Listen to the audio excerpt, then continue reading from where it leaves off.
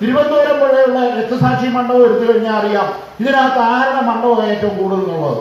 ഒരു മുസ്ലിം ലീഗിന്റെ വേറൊരു ജാതിയുടെയും ഇവിടെ 100 എണ്ണം ഉണ്ട്, 99 എണ്ണം ഈഴവന്റെ തന്നെ ഉണ്ടായിരിക്കുന്നു.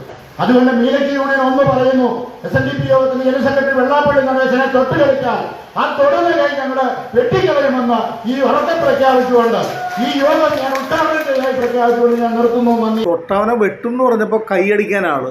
ഇതാണ് നമ്മുടെ നാട്. അങ്ങനെ വേണം, എന്നാലല്ലേ നാട് മുന്നോട്ട് പോവുള്ളൂ.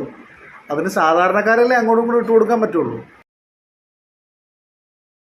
പ്രിയപ്പെട്ട VD സതീശൻ സാറിനോട് വളരെ വേദനയോടെ പറയുന്നൊരു റിക്വസ്റ്റ് ഉണ്ട്. ഇങ്ങനെ ജാതി പറഞ്ഞ് പരസ്യമായി വെല്ലുവിളിക്കുന്നവരെ പിടിച്ചകത്തിടണം. ഏത് ജാതിയാണ്, ഏത് മതമാണ് എന്നൊന്നും നോക്കരുത്. ഞാൻ നിങ്ങളോട് ഇത് അഭ്യർത്ഥിക്കാൻ കാരണം, നിങ്ങൾ വോട്ട് അഭ്യർത്ഥിച്ച് നാട്ടുകാരുടെ മുമ്പിൽ പറഞ്ഞിരുന്നൊരു കാര്യമുണ്ട്. വർഗീയത പറയുന്ന ഒരു പാർട്ടിയുടെയും ഒരാളുടെയും ഒരു സംഘടനകളുടെയും ഒരാളുടെയും വോട്ട് എനിക്ക് വേണ്ട, ഒരു വോട്ടും ഞങ്ങളുടെ ടീം UDFന് വേണ്ടെന്ന് പറഞ്ഞിരുന്നു. അനാവശ്യമായി വർഗീയ വിഷം ചീറ്റുന്ന ഒരുപാട് പേരുണ്ട്.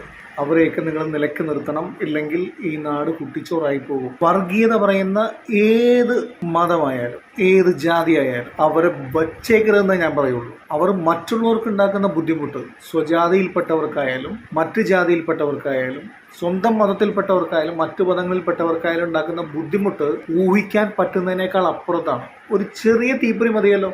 ഈ ടീച്ചർ പ്രസംഗിക്കുന്നതും ഈ സംഘപരിവാർ നേതാക്കന്മാർ പ്രസംഗിക്കുന്നതും BJPയുടെ പല നേതാക്കന്മാർ പ്രസംഗിക്കുന്നതും അത് കേട്ട് ഈ വെള്ളാപ്പള്ളി നടേശൻ പ്രസംഗിക്കുന്നതും ഒക്കെ കേട്ടാൽ ഇവരൊക്കെ എത്ര വലിയ മാന്യരായിട്ടാണ് വന്ന് സംസാരിക്കുന്നത്. ടീച്ചറെ, എനിക്ക് വലിയ സങ്കടമുണ്ട്. ടീച്ചർ ആരെങ്കിലും പഠിപ്പിച്ചിട്ടുണ്ടെങ്കിൽ ആ കുട്ടികൾ ഇത് കേട്ടാണല്ലോ പഠിച്ചതെന്നുള്ള സങ്കടം എനിക്കുണ്ട്. കാരണം ഇവര് എന്റെ നിയോജക മണ്ഡലത്തിൽ പറവൂര് വന്ന് പ്രസംഗിച്ച് എന്താണെന്ന് ഞാൻ പറയാം. ഞാനന്ന് ഹരിത MLA എന്ന് മാധ്യമങ്ങളെല്ലാം പറയുന്ന കാലത്ത് ഇയാളുടെ ഹരിതം എന്ന് പറയുന്നത് പച്ചയാണ്, മുസ്ലിമിന്റെ പച്ചയാണ് എന്ന് പൊതുയോധി പ്രസംഗിച്ചാണ് ഇവര്. ഹരിതം പച്ചയാണല്ലോ. എന്റെ പൊന്നു ടീച്ചറെ, ടീച്ചറൊക്കെ പഠിപ്പിച്ച പിള്ളേരുടെ ഒരവസ്ഥ എന്താണ് ഇപ്പോൾ കണ്ടു കഴിഞ്ഞാൽ? എന്ത് പാവമാണല്ലോ ടീച്ചർ. പക്ഷെ വായിന്ന് വരുന്നതോ വിഷം എന്ന് പറഞ്ഞാൽ പോരാ, അത്യുഗ്ര വിഷം. ഇടക്കിടക്ക് ഇങ്ങനെ മാളത്തിൽ നിന്ന് പുറത്ത് വന്നിട്ട് ഇങ്ങനെ വിഷം ചീറ്റി കുറച്ചൊന്ന് ഇങ്ങനെ കാണിച്ച് പത്തി വിടർത്തിയേക്ക് എന്നിട്ട് പിന്നെയും പോകും മാളത്തിലേക്ക്. ഇപ്പോൾ കുറച്ച് നാളായിട്ട് ഈ പരിപാടി ഏറ്റെടുത്തിരിക്കുന്ന വേറൊരാളുണ്ട്. ഇത്തിരി പ്രായം കൂടുതലുള്ള ഒരാളാണ്. അപ്പോൾ ആദ്യം നമ്മളിങ്ങനെ വിട്ടു, ഇത്തിരി പ്രായമുള്ള ആളല്ലേ. ഇപ്പം അതൊന്നുമല്ല, പുള്ളി സ്ഥിരമായിട്ട് കണ്ടിന്യൂസ് ആയിട്ട് ഇങ്ങനെ പറഞ്ഞുകൊണ്ടിരിക്കുക, എൻ്റെ വെള്ളാപ്പള്ളി നടേശൻ സാറേ, എന്തിനാണ് ഈ പ്രായത്തിൽ ഇങ്ങനെ മറ്റുള്ളവരിങ്ങനെ തമ്മിലെടുപ്പിക്കാൻ ഓരോ പ്രസ്താവനകൾ ഇങ്ങനെ ഇറക്കണത്? പ്രായം കൂടുമ്പോൾ ചില ആൾക്കാർക്ക് ബുദ്ധിക്ക് മാന്യം സംഭവിക്കുന്നത് കേട്ടിട്ടുണ്ട്. ഇത് അതുപോലൊരു അവസ്ഥയിലുള്ള ആളുടെ മുന്നിലേക്ക് കോലും മൈക്കും കൊണ്ട് ചെന്നിട്ട് ഓരോ കാര്യങ്ങൾ ചോദിച്ച് ഇങ്ങനെ മറുപടി പറയിപ്പിച്ച് അത് സോഷ്യൽ മീഡിയയിലിട്ട് ന്യൂസ് ചാനലിലിട്ട് അത് നാട്ടുകാരെ കേൾപ്പിച്ച് അതിനെതിരഭിപ്രായം പറയിപ്പിച്ച് എന്തിനാണ് ചാനലുകാരെ ഈ പ്രശ്നങ്ങളിലേക്കൊക്കെ നാട്ടുകാരെ ഇറക്കി വിടുന്നത്? നിങ്ങൾക്ക് ഇങ്ങനെയുള്ള ആൾക്കാരുടെ അടുത്ത് പോകുന്നത് അവസാനിപ്പിച്ചു.